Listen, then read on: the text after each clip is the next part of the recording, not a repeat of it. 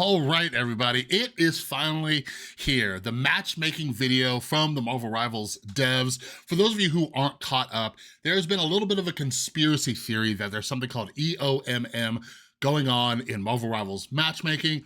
And I will say, because people get this all twisted, matchmaking isn't great. The matchmaking system is not great, but there's a difference between matchmaking not being great and them having some nefarious things going on that's trying to get you to lose, which is just bonkers. I've done other videos on that. But anyways, I wanted to watch this with all of you. I haven't watched it yet. It's only up over on their Twitter for some reason, not on YouTube.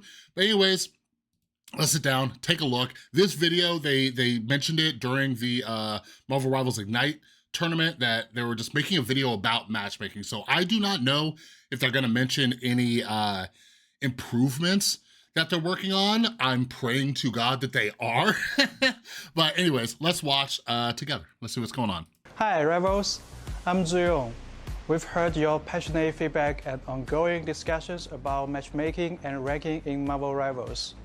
Your voices matter, and we want to give you a transparent look into how these systems work and what we are doing to improve. So I'm gonna put it at 1.5 speed. I usually watch stuff at 2 speed, so we'll find a happy medium. All right, but yeah, it sounds like they're listening, and I will say, I don't expect them to be fully transparent, okay? Now, just keep in mind, again, like you gotta offer people like good faith interpretations. I don't think they're trying to be shady. Let's see, maybe they are transparent. I don't know, let's see. Prove them. Quick heads up, any numbers used are for illustrative purpose only, and the calculation process is also simplified for easier understanding and does not represent the full detailed formulas. Oh, there you go. After every competitive match, your score is calculated based on 2 key components, base points and performance points, each weighted according to your current rank. The formula looks like this. Okay, K equals A times B. I am not a math person. Look at him just sitting there like, look at our formula. Okay, all right. Oh, we're gonna break it down, okay. This depends on match outcome, your current competitive score, average competitive score of the enemy team. Okay, so when it says your competitive score, so I've said this a million times. By the way, this is obviously gonna be a longer video because I'm gonna discuss this as we watch. But anyways, every competitive game, literally every competitive game, even non-competitive games, they're going to have some kind of hidden score. Usually it's called MMR, matchmaking rating, okay? It's trying its best to put you against people who are around your same skill level, all right? And everybody acts like this is some like crazy nefarious thing. Every game does it. And you guys, it's not a difficult concept. My beautiful fiance, who doesn't play a single game, all right? I asked her a simple question to see if she could understand this concept. I said, hey, if you, for some crazy reason, started playing Marvel Rivals tomorrow, you just went out, bought a computer, started playing Marvel Rivals tomorrow, I'm like, would you wanna play against me? And she's like, no. I'm like, why not? She's like, because you've been playing forever. You're better than me. I'm like, okay, who would you wanna play against? She's like, people around my skill level. Ding, ding, ding, okay? You guys, it's not a difficult concept. She is not a gamer and it clicked for her, okay? So anyways, it's giving you a hidden score, a hidden ranking or rating that's behind the actual rank that you're seeing to try to put you against and with people around your skill level. First, the match result determines whether you gain or lose points. Win and you will gain points, lose and you will lose points. Second, the difference between your competitive score and the enemy team's average competitive score affects how many points you gain or lose. If a player's competitive score is lower than that of the enemy team, the system recognizes that the player is challenging a stronger opponent. In this case, a victory will grant an extra bonus to the base points, while a defeat will result in fewer points deduction. Okay, and that's like how it should be. So it's saying, if you're going up against people who are a lot better than you, you're not gonna lose as many points. But like, are those the visible points? The reverse ones applies that we could when see? facing lower ranked teams. Examples: player's competitive score 3,500, enemy team's average 3,500, win plus 20 base points, lost minus 20 base points. Player's competitive score 3,500, enemy team's average 3,700, win plus 25 base points, lost minus 15 base points. Player's competitive score 3,500, enemy team's average 3,300, Win plus 15 base points, lost minus 25 base points. They really have simplified this. This reflects your individual performance tailored to your hero's role. Performance points reflect how well you played during the match. Because heroes in Marvel Rivals have widely different powers and roles, we don't just tally up stats. Even if two... Yeah, and I've seen a lot of people be like they try to oversimplify it. They're like, it's just simple. It's simple like matchmaking. Like it's not that hard. Like I see people just like trying to act like this is just NetEase being like this evil company or don't know what they're doing. They're like, it's not that hard. And like what he just said right there is just a prime example about why it's difficult, right? Every single role is doing different things. You can't gauge a strategist on how much damage they're doing. You can't gauge a duelist on how much healing they're doing, right? So each role is going to be different, and I don't even know how you do that because it gets weird. So that's why we leave it up to these guys, you know? Players contribute equally to the outcome. Their raw stats may look very different depending on which hero they played. Instead, to accurately evaluate your impact, we use several steps to calculate performance points. For each hero used in the match, we normalize match stats to a per 10-minute value and convert that into a single performance value. We compare that to the average performance value for that same hero at your rank, also per 10 minutes. That gives a hero-specific performance coefficient. The better you perform versus the average, the higher your coefficient. So, yeah, I remember them mentioning this. This is when strategists started doing a lot better. It's specific to the hero. So it's like, how good of a rocket player are you compared to other rockets? How good of a, Iron Fist player are you compared to other Iron Fist players? It's still a little bit confusing to me. If you played multiple heroes, we time weight those to get your match coefficient. We then compare your performance coefficient to your team's average to determine your final performance points. Examples. A Diamond 1 player spends 4 minutes as Loki and 6 minutes as Invisible Woman in a 10-minute match. Let's break down the performance points calculation. First, the system converts their in-game stats to 10-minute averages, and then convert them into performance value. Assuming Loki has a performance value of 1,200, and Invisible Woman has 1,000. Next, the system... Assuming Loki has a value of 1,200, Invisible Woman 1,000. Okay, I think I'm finds following. the average performance value for Diamond 1 players with those heroes, which we will assume Loki and Invisible Woman both are 1,000. We then calculate the performance... Okay, yeah, so the system finds the average performance value for players within your rank. So it even breaks it down by rank. It's not just every Loki player or every Invisible Woman player. It's those players within that rank. Performance coefficients. Loki's coefficient is 1.2, while Invisible Woman's is 1. This is then weighted by playtime. The overall coefficient works out to be 1.08. Finally, this player's coefficient is compared to the other 5 teammates. Let's say that they are 1, 1, 0.8, 0.8, and 1.15. Resulting in an average of 0.97. This gives us the final adjusted performance coefficient of 1.11. It's too much math, and that's what I'm saying, you guys. Like everybody just that's the thing about conspiracy theorists, right? People want a really simple answer to complex situations, you know. Regardless of what's going on, you know, rather than like looking at all the nuances and all the factors that are in play, people just want one simple thing. And the boogeyman in this thing is EOMM. That's they just want to say that. And just be like, well, nope, that's it. I don't care about any numbers or anything like that. No. Like all this math, it's confusing. Like I'm glad they did this, but a lot of people aren't going to watch it or understand it. I am barely hanging on, and they're doing a great job like dumbing it down for non-math people like myself. Once both your base points and performance points are calculated, your final score is determined by weighting these two parts. The weights vary by rank. As you climb the ranks, the weighting of base points will gradually increase, while performance points weighting decreases. In lower ranks, performance points have a... Wait, hold on. What did he say? The weighting of base points will gradually increase. The weighing of base points will gradually increase. Performance points weighting decreases. So your individual points count less the higher rank you go? In lower ranks, performance points have a higher weight to help skilled players rise faster. Higher ranks shift weight towards base points for consistency. Example, a player wins a rank match, earning 20 base points and 30 performance points. If the player is in silver, with a base point weight of 0.4 and a performance point weight of 0.6. The final score gained is 26. If the player is in Celestial, with a base point weight of 0.7 and a performance point weight of 0.3, the final score gained is 23. Nice. Okay. Our players hail from all corners of the globe, each with different time zones and connection speeds. Balancing fast matchmaking with fair matches has always been our challenge. Now, look at what they said. Look, that right there is like so important. Balancing fast matchmaking with fair matches has always been our challenge, okay? Like, I don't know if you've seen the top ranked players, but they're talking about how they're like in queues for 30 minutes to an hour plus, right? So part of this is like trying to get you in a game as fast as possible without having you blow out the other team or them blow you out. And focus for ongoing improvement. In Marvel Rivals, players are matched based on server node selection, team composition, competitive score.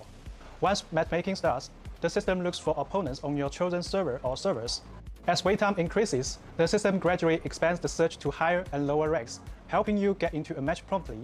The expansion is kept to prevent unbalanced games. And let me know down in the comments below. Would you rather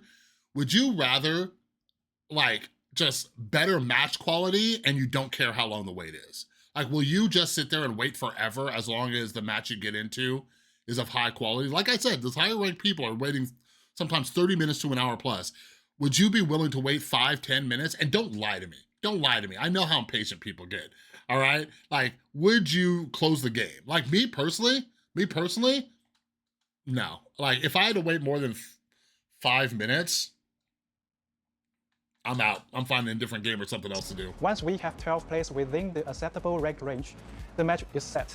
Teams are then arranged to minimize differences in average competitive scores. So I think it's also important, I don't know if they'll discuss this, but it's grouping you together with people. And by the way, this was all in when people were coming up with a conspiracy theory. All this stuff was discussed in like the talk they did and then that paper that they do, right? First, it tries to group you with other players. Now it tries to group you against another team. But anyways, an important thing to take into consideration is talking about your average team score. The averages are tricky things, right? Like if you have 5 people and they're all at a score of, 20 to 25, right? The average is gonna be whatever the hell that is. But you might be able to find that exact same average, and this is just me not being a math guy. Like you can have 2 people who are at a score of like 10 and some other people who had a score of like 30 or 40. That'll get you to that same average number. And I think we have to take that into consideration too when people are joining parties together, right? And somebody is on one end of the rank spectrum and someone's on the bottom end because they're getting carried, you know what I mean? So the average thing, that also can screw up your matches. And that's something I never even thought about until right this moment. You, like, when people are like, oh my God, I got such like bad people. Oh my God, I got such bad people. It's possible that there's a duo in there that you didn't even realize that they were playing together and one of them is really good and the other one's really bad and it grouped you guys together because it found that average.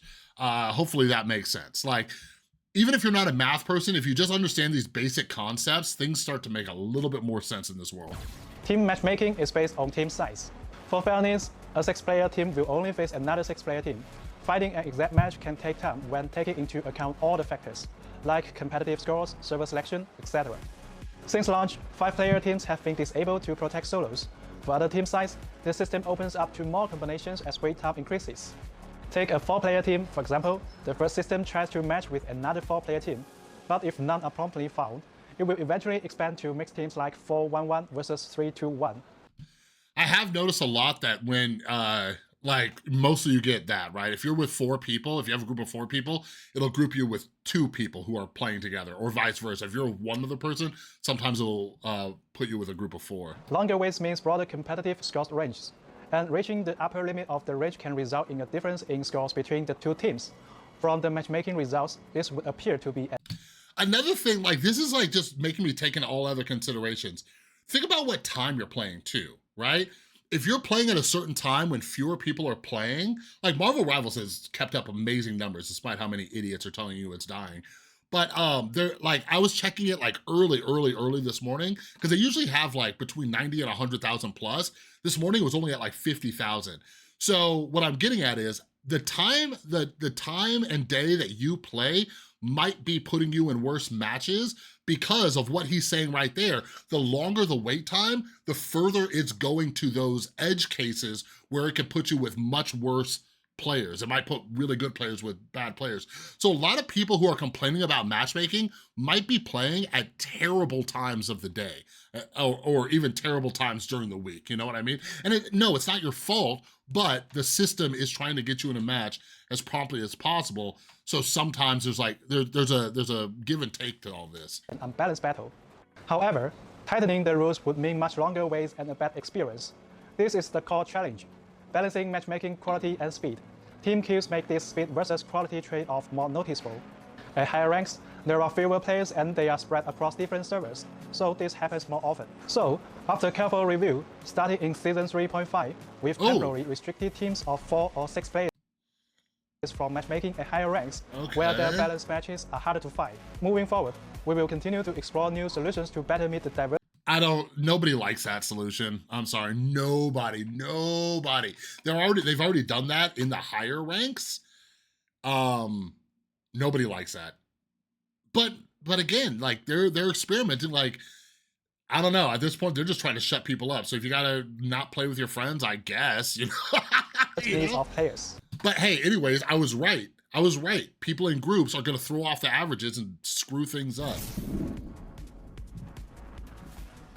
To help you better understand how the matchmaking system works, here's an example scenario. Suppose player A teams up with player B and player C to queue for competitive. In this scenario, player A is Diamond 1, player B is Diamond 3, player C is Platinum 1. NetEase, hire me. I understand this. I was just telling my audience, I was telling all these viewers exactly what you're going over right now. The average rank of this 3-player team is around Diamond 3. They select only the Oregon server node for matchmaking. Since there aren't enough teams of the same size and rank in the queue on this node, the matchmaking system gradually expands the search range as time passes. After 5 minutes, the system finds 9 more players who meet the criteria. These 9 players include another 3-player team with an average rank of Platinum 1, a 2-player team with an average rank of Diamond 2, and 4 solo players, player D, Diamond 1, player E, Diamond 2, player F, Platinum 1, player G, Diamond 2. To ensure fairness, the system first places the 2 3-person teams on opposite sides. Then, the remaining... Like, what's crazy to me is, like, if I worked at NetEase, I'd be pulling my freaking hair out, right? What's crazy to me is what they're explaining right now is literally the same stuff that was explained when all this EOMM stuff first popped up, right? Like, all of this, like, I did a full deep dive video into debunking that conspiracy theory, and I explained all this because they showed it in their talk. They had a whole slideshow, right? And then they have a whole paper on it. It explains exactly this. Hopefully it shuts some people up, but for people who didn't spend the time like looking at all that other stuff, maybe it'll finally click for them. But anyways, they're just repeating themselves. That's all they're doing. They're just repeating themselves. Positions are Side A, 3-player team plus 2-player team plus 1 solo player. Side B, 3-player team plus 3 solo players. Now, the exact team split is determined by the solo players to make both sides' average ranks as close as possible. Yep. The fairest division is Side A, 3-player team, Diamond 3 average, plus 2-player team, Diamond 2 average, plus player F, Platinum 1. Side B, 3-player team, Platinum 1 average, plus player D, Diamond 1, plus player E, Diamond 2, plus player G, Diamond 2.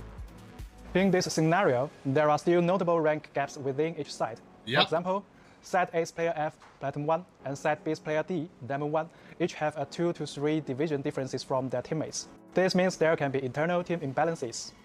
Assume, once the match begins, the role selections are as follows.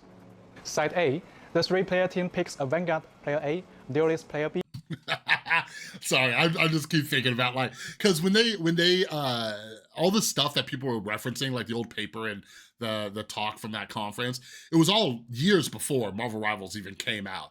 But it was just like this. They were using other games as example and roles and stuff like that, and it's all the same As thing. strategist player C, the two-player team chooses a Vanguard and a Duelist. Player F, a Duelist may sticks with his preferred role instead of filling the missing strategist slot.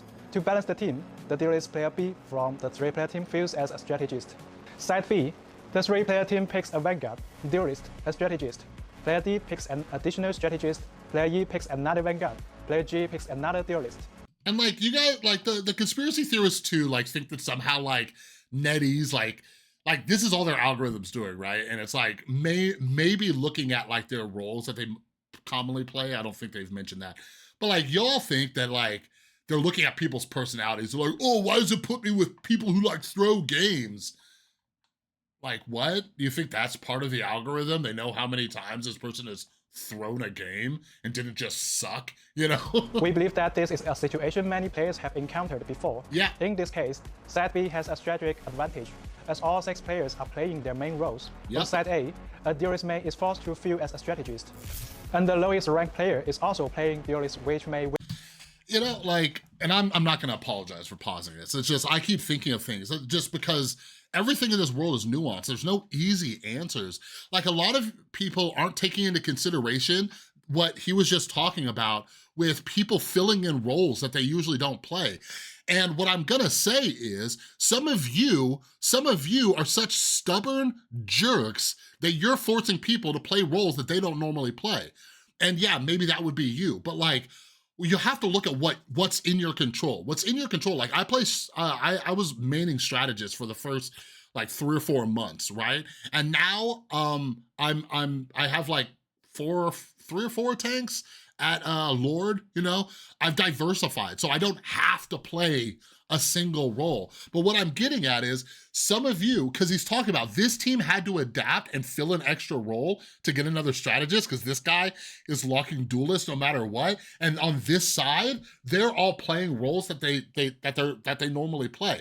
So this is another consideration. It's not that a person's throwing, it's that maybe you the viewer, have forced that person into a role that they don't usually play, right? Now, don't get me wrong, sometimes people just join your game and they play a role that they don't normally play just because they're being a jerk.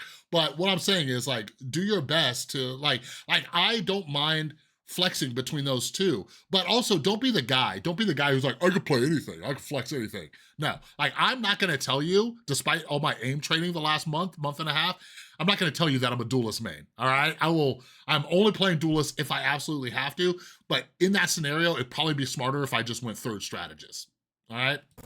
And the lowest ranked player is also playing Duelist, which may weaken the team's synergy.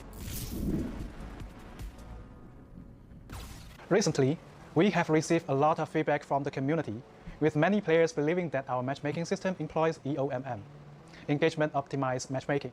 This would imply manipulating the matchmaking queue to keep players' win rates around 50%, ensuring they remain engaged in the game. We want to be clear, Marvel Rivals does not use EOMM. Did you see how slow he said that? You see how slow he had to break that down for people? So, why do some matches feel uneven? Why do certain players encounter win or loss streaks? We would like to take this opportunity to provide some insights, hoping to clarify some of the confusion If he was just like, because you're bad, that's why. for everyone. In a competitive two-sided game, the fewer players on each side, the more accurately the competitive score reflects individual skill.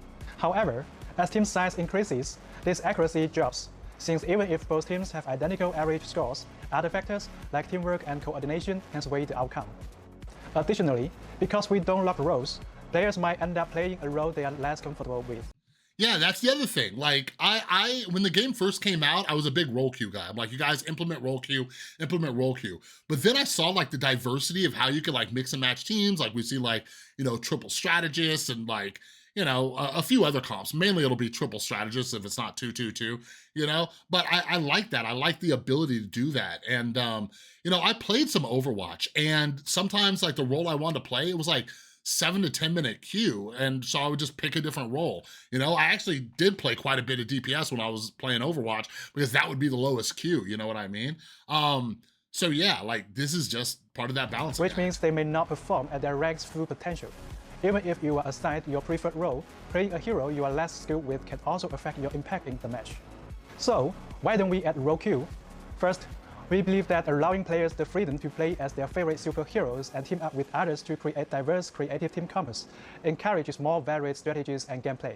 Second, adding role-based matchmaking will significantly increase queue times, while still failing to fully eliminate skill discrepancies between matches. Where there are choices, there will be differences.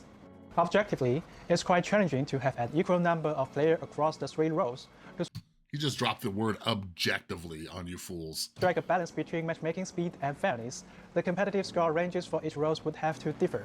Roles with fewer players would have lower competitive score thresholds, while roles with more players would require higher thresholds. This, in turn, will lead to greater variance in match quality.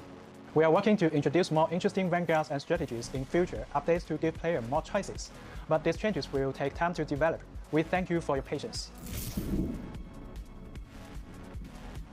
Statistically, win and loss streaks are Again, these are very simple concepts. I'm glad he's putting this out, right? Like, people be like, oh, explain this. Explain why I lost 5 games in a row. How is that even possible? You guys, like, again, I'm not a math genius. I am so bad at math. But go after this video, after you watch my video, and leave a like and maybe subscribe, take a coin, flip it 100 times, and write down how many times you have streaks of heads, all right, or tails. Write it down. When you do that, you might get 10, 15, 20 heads in a row. It might happen. The probability is low, but it can happen. You might randomly just get paired with idiots multiple times in a row. Like, that's just bad luck, dude.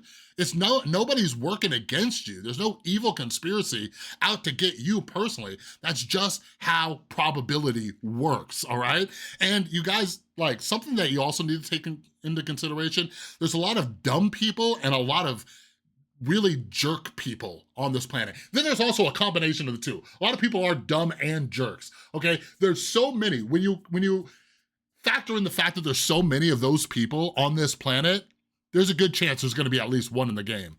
By the way, there's also a chance that it might be you. You might be the dumb jerk. matter of probability. For example, if two sides are truly 50-50, over 3 games, the chance of 3 consecutive wins or losses is 12.5%. Over 10 games, the chance of 3 or more wins or losses in a row rises to 50%. Look at that. So, over enough games, everyone will eventually experience win or loss streaks. For those interested, you can use tools to calculate the probability of achieving a streak, whether it's 5 consecutive wins or 5 consecutive losses. Oh my God. Under different win rate scenarios over 10 matches. Of course, the game isn't pure math. Several in-game factors can increase the likelihood and impact of streaks, making these experiences feel more pronounced. For example, team average scores are rarely perfectly balanced, so actually win rates may not be exactly 50%.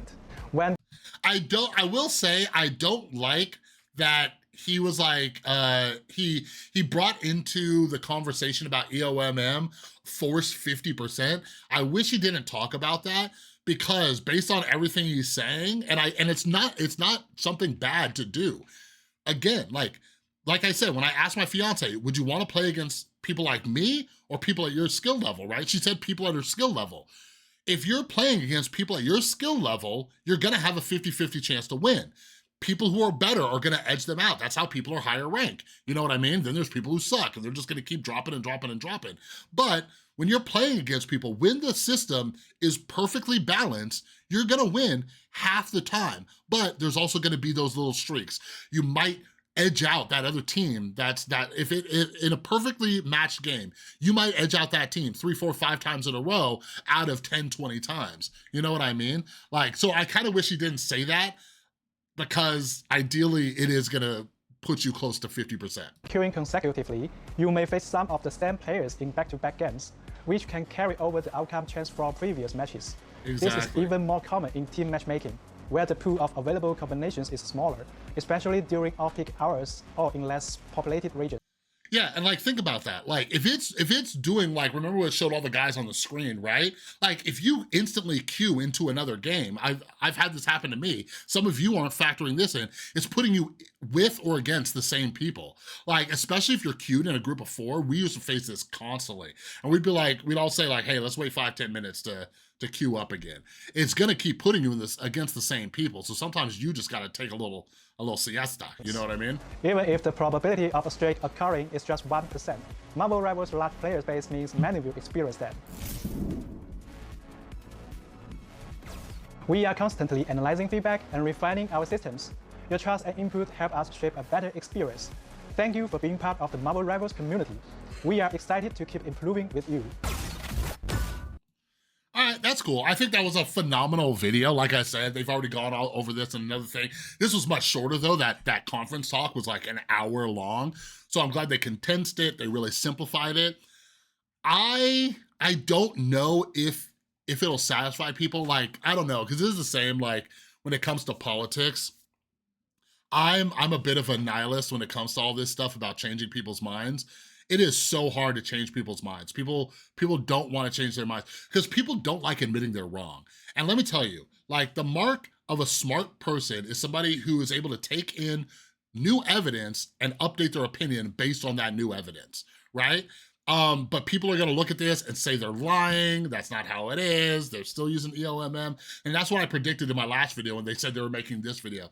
That's just how it is, but there are going to be certain people, there's a quiet sector out there who is curious about this, and they're gonna look at this and it's going to click for them. They're going to have an aha moment.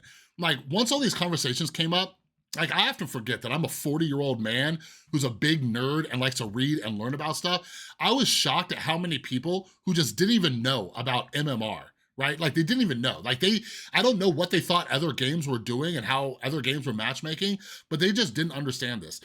What NetEase is doing here, even though they have their own, like, algorithms that they use, every game is doing this, every single game, you know?